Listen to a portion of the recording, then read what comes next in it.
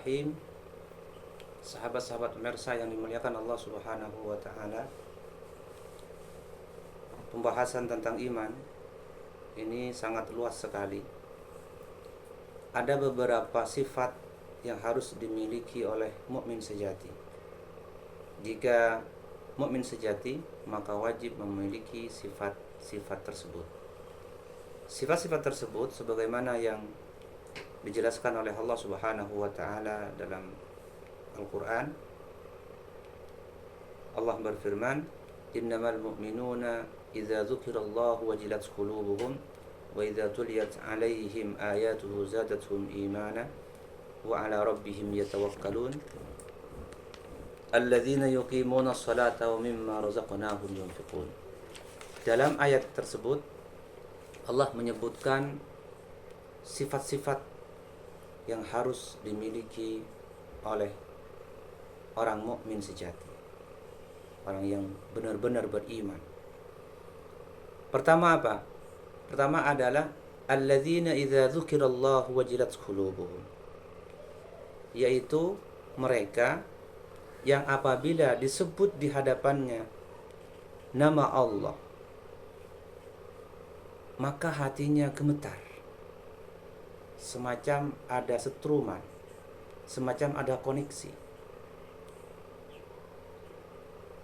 Dalam tafsir Al-Wasit, Syekh Tantawi menjelaskan bahwa idza dzukirallah, zikrullah, maksudnya zikrullah di sini apa? Yang dimaksud dengan zikrullah ialah menyebut sifat-sifat Allah, menyebut rahmat Allah yang sangat luas, kemudian menyebut siksa Allah yang sangat pedih, yang sangat perih, dan menyebut ilmu Allah yang bisa meliputi segala sesuatu. Jadi ketika mukmin sejati, orang-orang yang benar-benar mukmin, orang yang benar-benar iman, mantap imannya, kuat imannya, ketika mendengar sifat-sifat Allah, ketika mendengar nama-nama Allah, maka hatinya gemetar. Ada setruman, ada koneksi, terkoneksi dalam hatinya. Ini Masya Allah, sifat yang seperti ini dimiliki oleh orang-orang mukmin tertentu. Tidak semua orang bisa melakukan itu, merasakan itu. Merasakan ketika mendengar nama Allah, mendengar sifat-sifat Allah, hatinya bergerak, hatinya gemetar. Karena apa kok bisa hatinya bergetar? Kok hatinya bergerak? Kok hatinya merasakan takut? Wajilat. Wajilat itu apa arti wajilat? Wajilat, wajila yaujalu. Artinya ay khafat, takut. Takut kepada Allah Subhanahu wa taala. Kenapa kok takut? Dia takut kepada Allah Subhanahu wa taala dalam artian takut kepada siksanya. Takut kepada siksa Allah Subhanahu wa taala. Karena apa? Kok bisa takut kepada siksa Allah? Karena likuwati imanihim. Iman mereka sudah sangat kuat. Iman mereka sudah sangat mantap, sudah sangat kokoh dalam hatinya.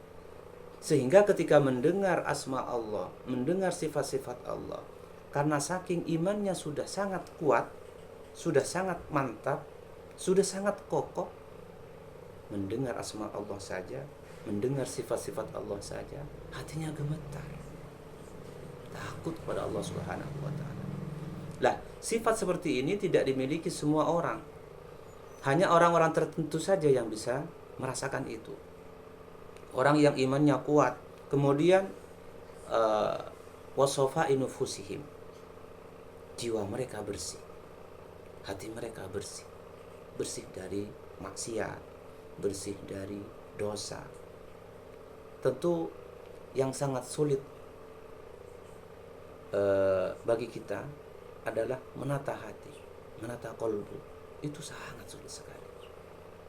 Bagaimana hati kita tertata, hati kita selalu ingat kepada Allah, hati kita selalu berprasangka baik, hati kita selalu terlintas hal-hal yang positif, diisi dengan ibadah. Itu yang sulit. Menata hati ini sulit. Kadang lisan kita tidak berbicara, tapi hati kita yang berbicara. Kadang lisan kita tidak merasani orang lain, tidak membicarakan keburukan-keburukan orang lain, tapi kadang dalam hati kita terlintas. Itu yang sangat sulit kita jaga, sangat sulit kita jaga. Maka ketika hati kita bisa ditata dengan baik, insya Allah kita bisa sampai pada sampai pada nikmat iman, pada hakikat iman. Kita bisa merasakan nikmatnya ibadah, kita bisa merasakan enaknya ibadah, hakikatnya ibadah. Jadi harus kita tata dulu hati kita. Jadi sifat pertama ini ya, apabila mendengar asma Allah, mendengar sifat-sifat Allah, hatinya gemetar. Karena ada iman yang sangat kuat di dalam kolbunya. Karena jiwanya bersih dari kotoran, bersih dari dosa, bersih dari maksiat. Sehingga ketika mendengar asma Allah, gemetar hati.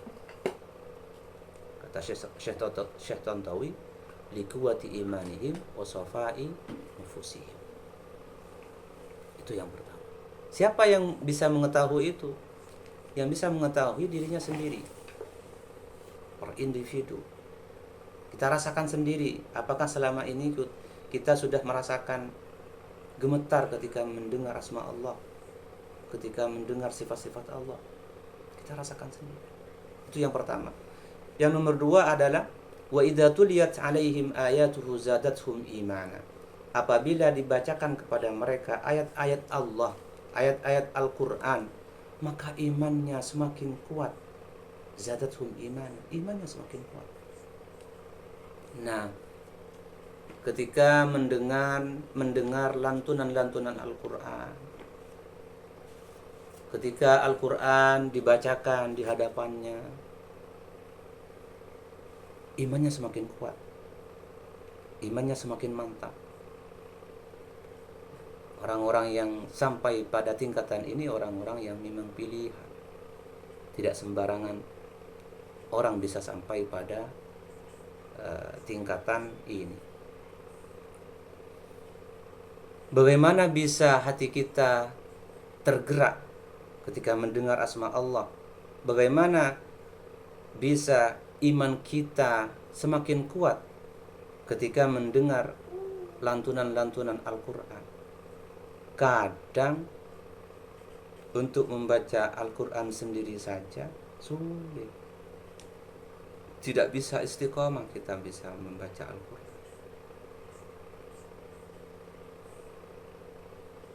Jadi orang yang mendengar lantunan ayat-ayat Al-Qur'an kemudian hatinya tergerak, imannya semakin bertambah kuat, imannya semakin bertambah mantap, imannya semakin kokoh. Dalam artian apa?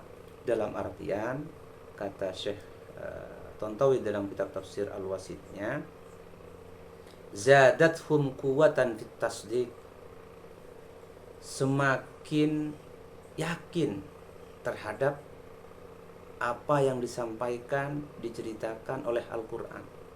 Jadi ketika mendengar Al-Qur'an atau membaca Al-Qur'an sendiri, yakin terhadap isinya. Tidak ada yang diragukan sama sekali. Yakin semua. Diyakini bahwa Al-Qur'an, apa yang disampaikan dalam Al-Qur'an itu akan terjadi dan ada yang sudah terjadi. Artinya sesuai dengan fakta. Ini kadang yang tidak diyakini oleh sebagian orang. Isi Al-Qur'an. Isi Al-Qur'an yang sebagian orang tidak mempercayainya. Zadathum kuwatan fit tasdiq, tambah mantap keyakinannya terhadap isi Al-Qur'an.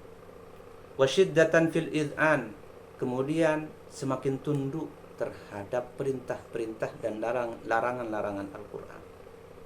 Apa yang diperintahkan dalam Al-Qur'an oleh Allah, apa yang dilarang oleh Allah dalam Al-Qur'an dikerjakan, tunduk kepada perintah dan larangannya. Dan bisa mengamalkan ya isi Al-Qur'an meskipun tidak bisa diamalkan semuanya, minimal bisa mengamalkan perintah dan menjauhi larangannya. Seperti itu. Warusukhan fil yakin, dan keyakinannya tambah kuat, tambah mengakar, tambah mantap ketika mendengar Al-Qur'an. Tentu untuk sampai pada tingkatan ini kita harus faham. Kita harus faham makna ayat-ayat Al-Qur'an, kita harus faham apa yang dimaksud dengan ayat-ayat tersebut, turun kepada siapa, mengandung hukum-hukum apa. Itu harus kita kaji. Ya, harus kita mempelajari. Nah, khususnya generasi-generasi muda sekarang, alangkah baiknya ketika mengambil jurusan tafsir Al-Qur'an atau tafsir hadis. Dengan belajar di kampus, di perkuliahan, mengambil jurusan tersebut, kita bisa lebih fokus terhadap Al-Qur'an, kita bisa lebih fokus terhadap hadis. Seperti itu. Bagaimana bisa faham? Bagaimana bisa menambah kekuatan iman? Wong kadang yang disampaikan dalam Al-Qur'an, ayat-ayat Al-Qur'an, kita tidak memahaminya. Kita tidak tahu maknanya. Kita tidak tahu maksud dan tujuan daripada ayat-ayat Al-Qur'an tersebut. Maka kita harus mengkajinya, kita mempelajarinya sehingga kita bisa memahami Al-Qur'an tersebut.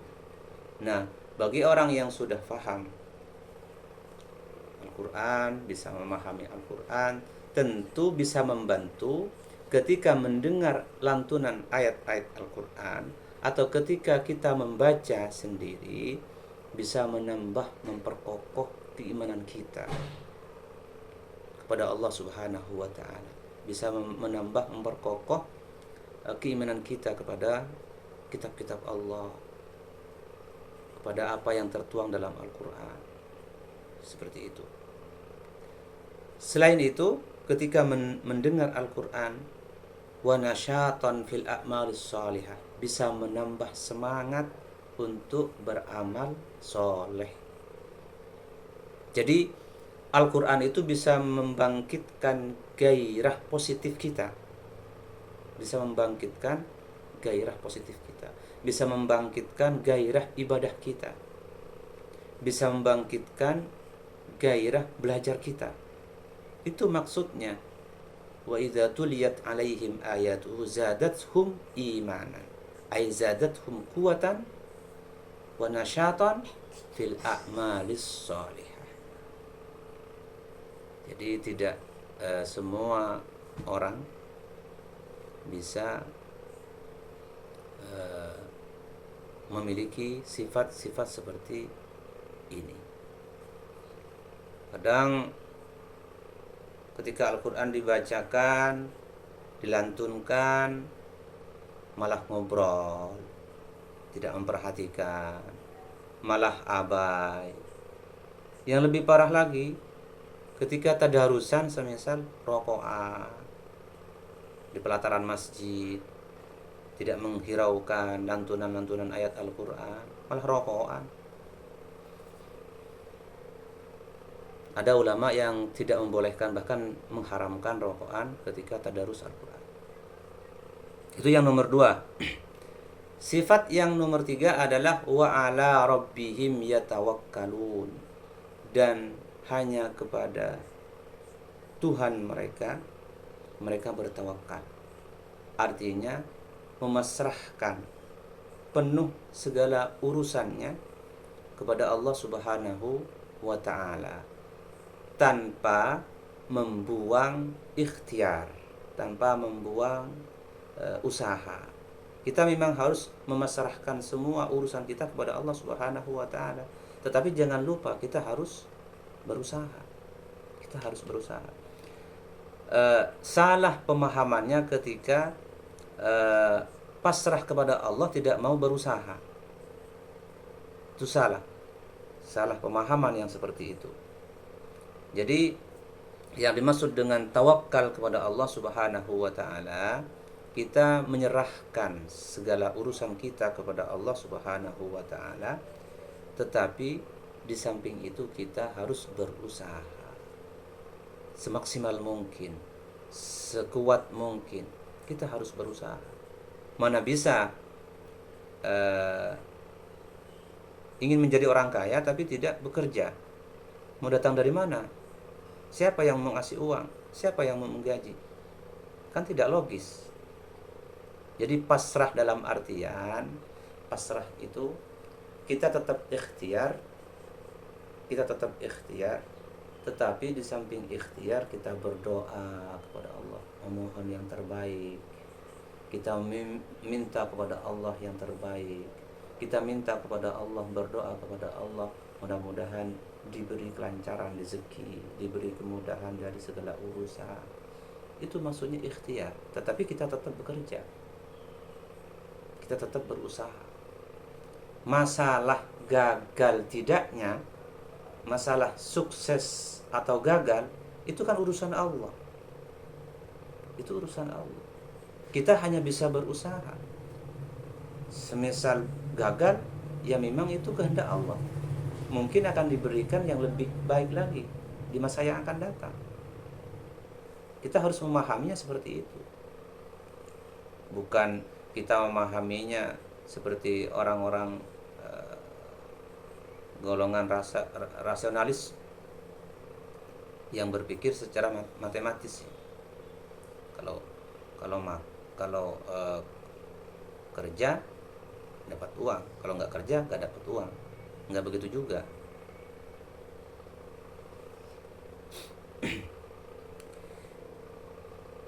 Jadi maksudnya kita harus menyandarkan segala sesuatu, menyandarkan segala keinginan kita disandarkan kepada Allah. Namun kita tetap wajib berusaha. Karena kata Syekh Tantawi, walaysa minal imani wala minal aqli wala minat tawakkuli ala Allah an yantadhira al-insanu samaran biduni warsin. Bukan termasuk iman, tidak termasuk iman, juga tidak termasuk memiliki akal yang sehat, dan juga tidak termasuk tawakal. Kata Syekh Tantawi, orang yang ingin mendapatkan atau menghasilkan buah-buahan tanpa menanamnya. Ingin mendapatkan buah kurma tapi tidak menanam pohon kurma, kan tidak mungkin. Atau contoh yang lebih logis lagi,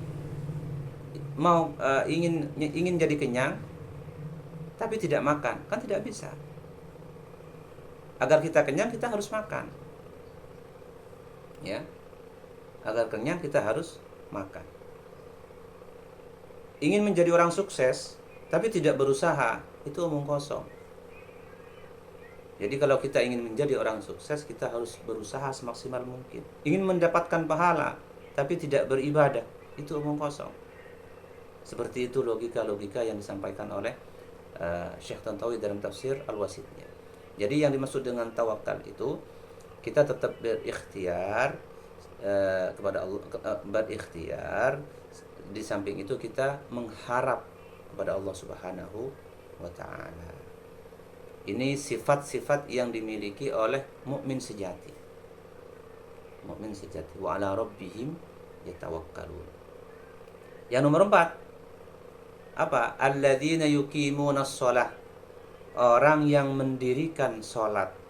yang menunaikan sholat sebagaimana yang dipraktekkan oleh Rasulullah, sebagaimana yang dicontohkan oleh Rasulullah, tidak mengurangi, tidak melebihi, sudah dipraktekkan, sudah dicontohkan oleh Rasulullah.